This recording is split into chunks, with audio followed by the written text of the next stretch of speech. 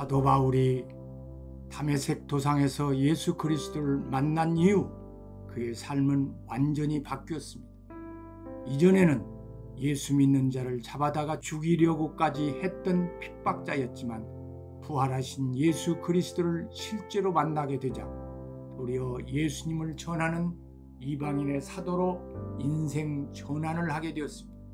그는 이전까지 율법과 전통을 지키는 것만이 하나님을 기쁘시게 하는 것이라고 생각하고 온갖 노력을 다했지만 예수님을 만난 후에는 오직 예수 그리스도를 믿고 영접함으로 하나님으로부터 의롭다 칭함을 받고 하나님의 자녀가 되어 자녀로서 받는 축복을 누리게 됨을 깨닫고 이 복음을 증거하는 데 온 마음을 다했습니다.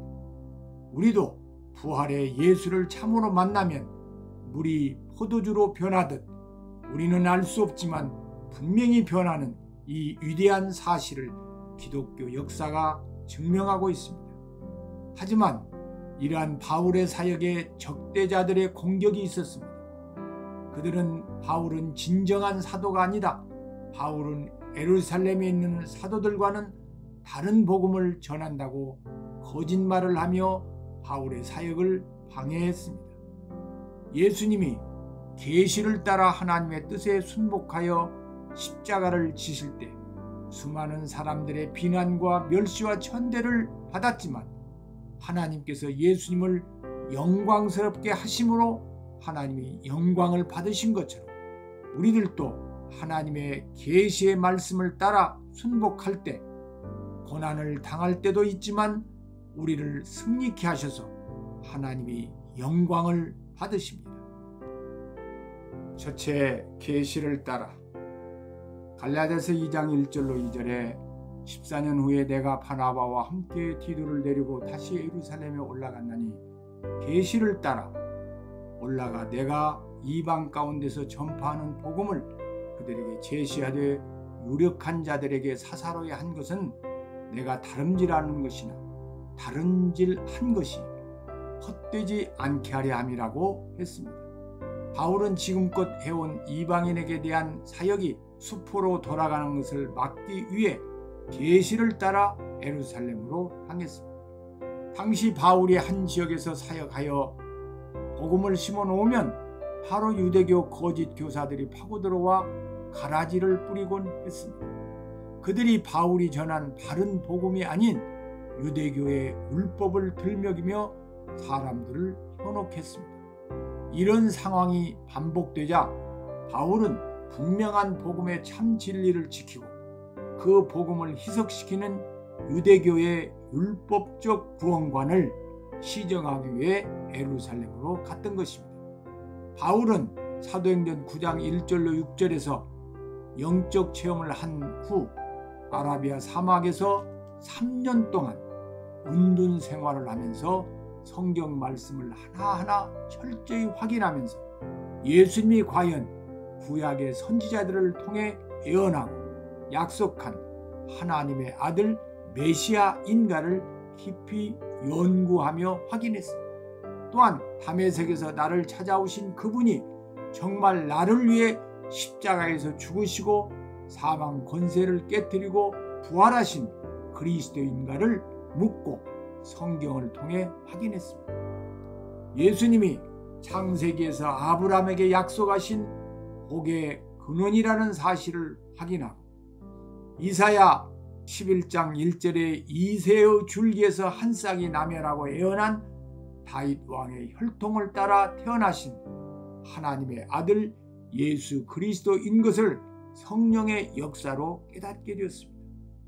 또한 이사야 선지자를 통해 이사야서 7장 14절에 처녀가 잉태하여 아들을 낳을 것이다라는 예언의 주인공이 예수 그리스도인 것을 확인하고 예수님이 이사야서 9장 6절에 바로 그 하나님이시며 예수님이 이사야서 53장 5절로 6절에 그분임을 깨닫게 되었습니다. 또한 이사야서 6장 1절로 3절의 말씀이 예수 그리스도의 사역을 예언한 것임을 알게 되었고 시편 16편 9절로 10절에 부활을 예표했으며 이사야서 49장 6절로 7절에 나오는 이방의 빛으로 삼아 나의 구원을 베풀어서 땅끝까지 이르게 하리라고 한 분이 바로 예수 그리스도임을 알았습니다. 다메섹에서 만난 예수 그리스도가 복음이요 기쁜 소식이라는 사실을 성령의 역사로 확인하게 되었습니다. 다시 한번 아라비아에서 꼬꾸라졌습니다. 우리도 바울처럼 성경을 통해 예수 그리스도가 하나님의 아들이며 복음임을 확인하는 시간이 절대 필요합니다. 이 복음에 대한 확인이 없으면 늘 요동하게 되고 표대를 향해 나아가지 못하고 이스라엘 백성들처럼 40년의 광야 생활처럼 신앙이 오르락내리락 하게 됩니다. 갈라디아서 2장 3절로 5절에 그러나 나와 함께 있는 헬라인 디도까지도 억지로 할례를 받게 하지 아니하였으니 이는 가만히 들어온 거짓 형제들 때문이라. 그들이 가만히 들어온 것은 그리스도 예수 안에서 우리가 가진 자유를 엿보고 우리를 종으로 삼고자 함이로되 그들에게 우리가 한시도 복종하지 아니하였으니 이는 복음의 진리가 항상 너희 가운데 있게 하려 함이라 했습니다. 본문에서 거짓 형제라고 표현된 것은 유대교 율법주의자들을 말합니다. 그들이 복음을 통해 주어진 참 자유를 놓치게 하고 다시금 율법적 굴레를 쓰게 만들려는 상황이 연출되고 있었습니다. 그들은 할례가 구원의 조건이라고 주장하였습니다. 그런데 바울이 예루살렘으로 갈 때 데려갔던 디도는 헬라 사람이었습니다. 그렇기 때문에 디도는 유대 남자 아이들이 태어난 지 8일 만에 받게 되는 할례를 받지 않은 상태였습니다. 할례는 하나님께서 아브라함에게 주신 피의 언약으로 이는 이후에 있을 예수 그리스도의 십자가의 보혈을 상징하는 것입니다. 그렇기 때문에 예수 그리스도를 믿는 순간 영적 할례를 받게 되는 것으로 이러한 육신적 할례는 아무런 의미가 없습니다. 그럼에도 유대교 율법주의자들은 이것을 문제 삼은 것입니다. 바울은 디도에게 억지로 할례를 받게 하지 않겠다고 밝혔습니다. 그들의 논리에 굴복하여 디도에게 할례를 행하게 되면 복음의 참 진리가 왜곡될 수 있기 때문이었습니다. 디도가 구원을 받은 것은 예수 그리스도를 구속주와 인생의 주인으로 모셨기 때문이지 육신적 할례와는 아무런 상관이 없다는 것을 바울은 강조하고자 했습니다. 사도행전 15장을 보면 당시 이런 논쟁이 있었던 상황에서 베드로가 나서서 사도행전 15장 11절에 그러나 우리는 그들이 우리와 동일하게 주 예수의 은혜로 구원받은 줄을 믿노라. 이것이 바로 복음의 본질입니다. 율법의 기능은 하나님 앞에 어떤 것이 죄가 되는지를 깨닫게 하는 역할을 할 뿐입니다. 율법은 결코 죄 문제를 해결할 수 없습니다. 또한 율법은 인간은 불완전하여 율법이 제시하는 조건을 모두 충족할 수 없기 때문에 하나님의 전적인 은혜가 필요하다는 사실을 깨닫게 하는 역할을 할 뿐입니다. 예수 그리스도의 십자가 대속의 보혈만이 인간이 가지고 있는 창세기 3장의 원죄와 자범죄 등 죄 문제를 완벽하게 해결해 주십니다. 갈라디아서 2장 5절에 그들에게 우리가 한시도 복종하지 아니하였으니 이는 복음의 진리가 항상 너희 가운데 있게 하려 함이라고 밝혔습니다. 우리의 신앙 성장과 기쁨을 앗아가는 수많은 세상 사람들과 세상 철학, 세상 학설들이 있습니다. 그러나 구원은 오직 성경 말씀을 믿을 때 얻고 누릴 수 있습니다. 둘째, 다양하게 역사하는 복음.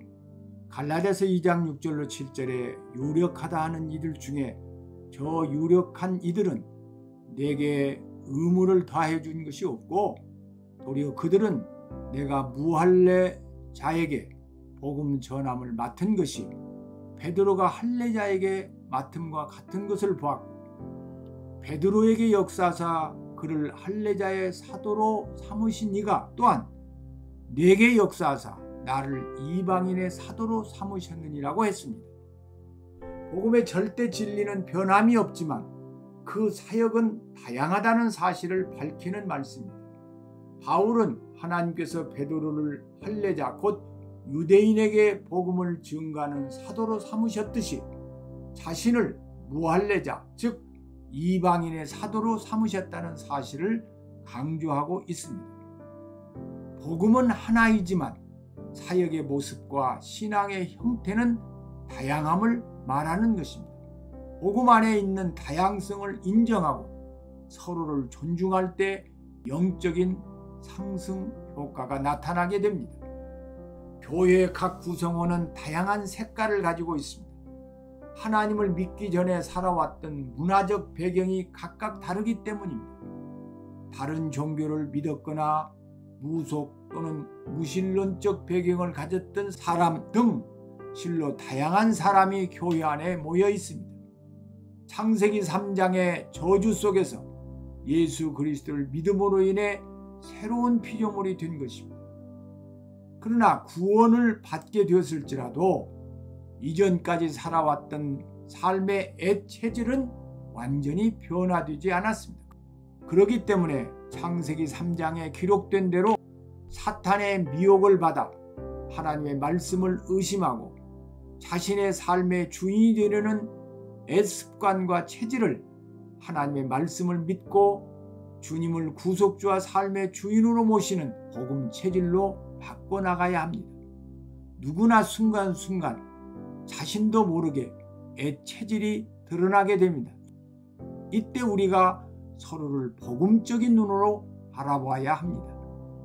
사탄이 가룟 유다의 마음에 예수를 팔려는 생각을 넣듯이 사탄이 베드로의 마음에 예수를 저주하고 맹세하고 부인하도록 역사하듯이 사탄은 우리 모두를 미혹하고 혼미하게 하고 매이게 하고 눌리게 하여 예수님의 은혜를 배신하고 예수님을 욕되게 하는 언행을 하게 됩니다. 우리 모두가 원하는 바 선은 행하지 아니하고 도리어 원하지 아니하는 바 악을 행하는 언행을 할 때 예수님이 베드로에게 행하셨던 것처럼 그를 위하여 기도하며 하나님께 맡기고 기다리며 성령이 충만히 임하길 기도하는 우리가 되어야 할 것입니다. 구원받은 자녀라면 교회 공동체 안에서 하나님의 나라를 확장해 나가는데 필요하지 않는 사람은 없습니다. 그렇기 때문에 이러한 다양성을 이해해야 합니다. 성경은 고린도전서 12장 20절로 23절에 이제 지체는 많으나 몸은 하나라. 눈이 손들어 내가 너를 쓸 데가 없다 하거나 또한 머리가 발들어 내가 너를 쓸 데가 없다 하지 못하리라. 그뿐 아니라 더 약하게 보이는 몸의 지체가 도리어 요긴하고 우리가 몸에 덜 귀히 여기는 그것들을 더욱 귀한 것들로 입혀주며 우리의 아름답지 못한 지체는 더욱 아름다운 것을 얻느니라고 말씀하고 있습니다. 서로의 연약함을 품어주고 힘을 주어 함께 복음을 위해 협력하며 나아갈 때 교회가 더 힘을 얻어 사명을 감당하게 됩니다. 성경은 에베소서 4장 1절로 3절에 그러므로 주 안에서 갇힌 내가 너희를 권하노니 너희가 부르심을 받은 일에 합당하게 행하여 모든 겸손과 온유로 하고 오래 참음으로 사랑 가운데 서로 용납하고 평안에 내는 줄로 성령이 하나 되게 하신 것을 힘써 지키라고 했습니다. 또한 에베소서 4장 11절로 12절에 그가 어떤 사람은 사도로 어떤 사람은 선지자로 어떤 사람은 복음 전하는 자로 어떤 사람은 목사와 교사로 삼으셨으니 이는 성도를 온전하게 하여 봉사의 일을 하게 하며 그리스도의 몸을 세우려 하심이라고 했습니다. 하나님께서는 우리를 똑같은 방법으로 사용하지 않습니다. 복음의 진리를 바탕으로 가야 할 각자의 사역의 길이 다르게 있습니다. 여기에서 서로를 인정하고 서로가 하나됨을 이룰 때 그리스도의 몸을 세우는 놀라운 역사를 보게 됩니다. 갈라디아서 2장 9절에 또 기둥같이 여기는 야고보와 요한도 내게 주신 은혜를 알므로 나와 바나바에게 친교의 악수를 하였으니 우리는 이방인에게로 그들은 할례자에게로 가게 하려 함이라 했으니, 바울과 바나바가 예루살렘에 있던 야고보, 베드로, 요한과 교제의 악수를 하였다는 것은 이들이 사역에 있어서는 다른 길을 가지만 예수 그리스도의 유일한 복음을 전파하는 것에서는 서로가 단일성을 이루었다는 사실을 보여주는 것입니다. 복음의 확산을 위해 서로 한 팀이 되도록 지엽적인 것은 모두 양보해야 합니다. 세상 풍속에 휩쓸려 미움과 분노와 욕심에 의한 육신적인 싸움을 해서는 안 됩니다. 상대방을 복음적으로 이해하지 않고 비판하게 되면 협력은 이루어지지 않습니다.